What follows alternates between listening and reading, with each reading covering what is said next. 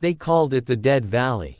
A stretch of rugged mountains and scorched desert where radio signals died and soldiers often vanished without a trace. It was the front line of a conflict no nation wanted to claim publicly, but everyone in the intelligence world feared. And on that day, 480 soldiers were pinned down there, bleeding, exhausted, and moments away from annihilation. The world would have never known their names or their fate if not for one woman in the sky, a pilot who ignored orders, defied fear, and flew straight into the jaws of death. Her code name was Raven, and her mission was never supposed to happen.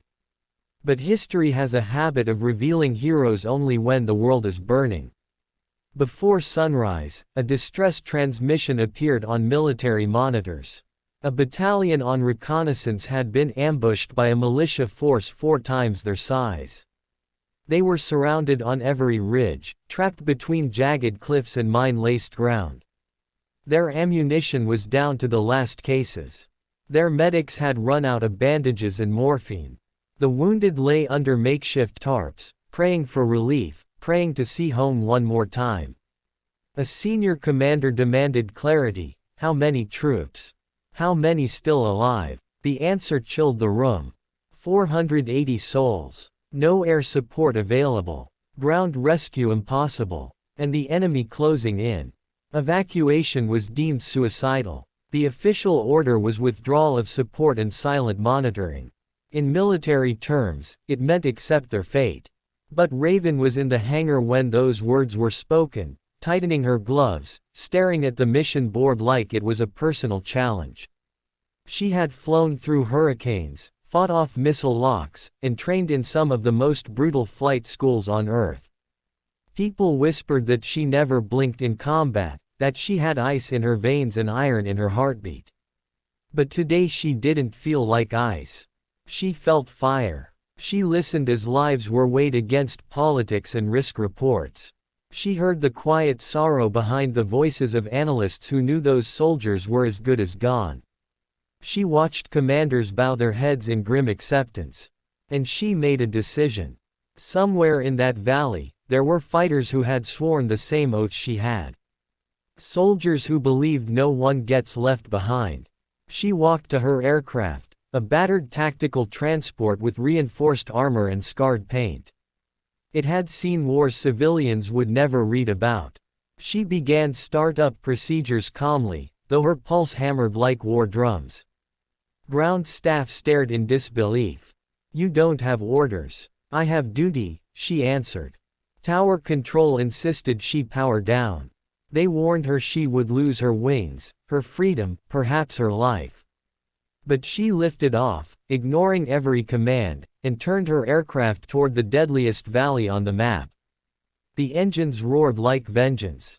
Dust spiraled beneath her. And somewhere far below, 480 weary troops heard a faint rumble in the sky and prayed it wasn't another enemy drone.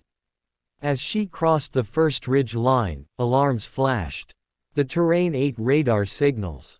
Heat signatures multiplied, enemy squads moving like a tightening fist. She switched to low altitude, engines whispering, rotors carving silence. She flew through a gap barely wider than her wings, scraping sandstone and dodging a missile that screamed past her tail. She rolled, countered, fired flares, surged forward again. The battlefield opened below her like a graveyard waiting for bodies. Smoke trails. Burning vehicles. Medics shouting over explosions. And soldiers firing from trenches carved with helmets and bare hands. She broadcast once, "Hold on. I'm coming." The troops lifted their heads. Hope, fragile but bright, sparked. Some cried. Some laughed like madmen. Some simply whispered, "We're not forgotten." She hovered just low enough to draw fire but just high enough to avoid being shredded instantly. She knew she couldn't load everyone in one trip. She didn't even know if she could survive one landing. But she dropped supplies first: ammo crates, plasma packs, tourniquets, water, adrenaline kits. Then she descended under a rain of bullets. Enemy fighters rushed the valley edges, realizing salvation had arrived for their prey. Mortars whistled toward her. She banked, swept sideways, landed in a cloud of dust and chaos. Soldiers formed a defensive ring around her ramp, dragging the wounded inside first. She kept one hand on the throttle, one eye on the horizon. Her breath steady, her heart unbreakable. The first lift-off shook the earth. Her aircraft rose heavy, wounded itself by shrapnel. A warning light blinked. Another missile lock. She swerved so hard pain lanced through her ribs. The sky roared. Her engines screamed. But she made it to a forward medical base, unloaded bodies, and before anyone could stop her, turned back toward death again. One rescue wasn't enough. Not when 480 needed saving. Trip after trip, she returned, each time flying lower, faster, more battered. Each landing was a battle. Each takeoff a miracle. The troops fought like lions when they heard her engines coming again, covering her arrival with renewed fury. They refused to die as long as she refused to stop. Word spread across the valley, the angel pilot is back. The iron-hearted woman who would not surrender. On the fourth return, enemy fighters coordinated. They placed heavy guns along the canyon. The sky filled with tracer rounds like burning spears. Her cockpit shook. Glass cracked. A round tore through a screen beside her head. She tasted blood from her lip but didn't flinch. She whispered a line her father once told her as a child staring at airplanes: "The sky belongs to those brave enough to claim it." After the sixth evacuation wave, she could hardly breathe. Her arms trembled from violent maneuvers.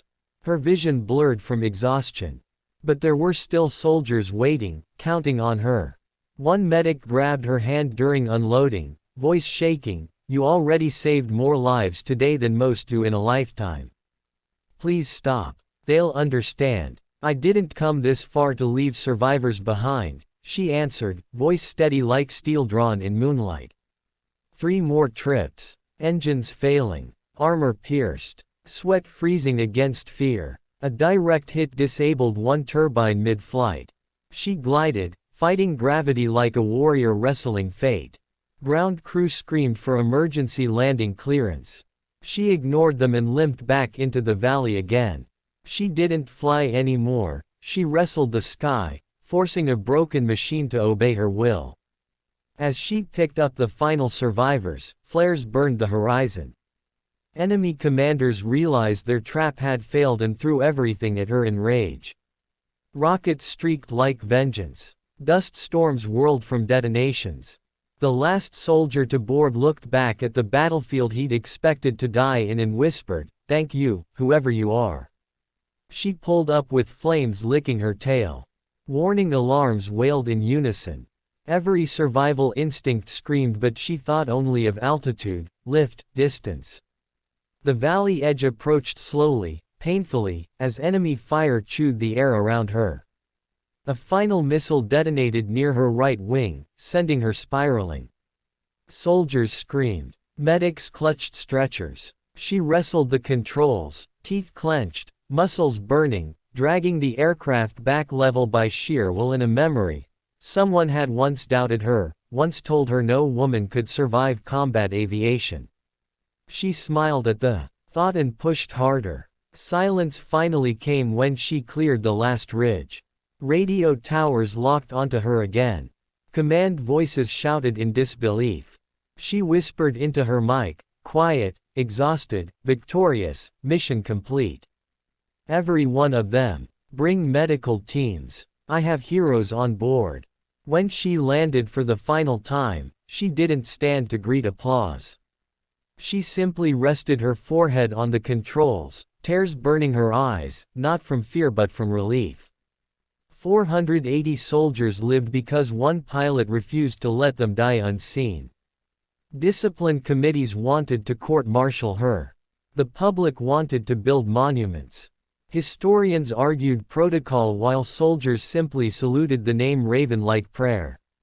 In declassified logs, her mission was labeled unauthorized. In the hearts of those who survived, it was something else entirely, proof that courage has no gender, Ranks bow before sacrifice, and sometimes history is rewritten by one stubborn soul with wings of steel. Years later, those soldiers gathered every anniversary in quiet remembrance. They didn't speak of battles or politics. They spoke of the sound they heard when hope returned, the thunder of engines and the calm voice that promised, "Hold on. I'm coming." Some heroes wear medals. She wore scars and silence. But in that valley where death once ruled, the ground still vibrates when veterans step on it, as if the earth remembers the woman who defied impossible odds and proved that bravery is not assigned. It is earned in fire, written in sacrifice, and carried in the sky forever.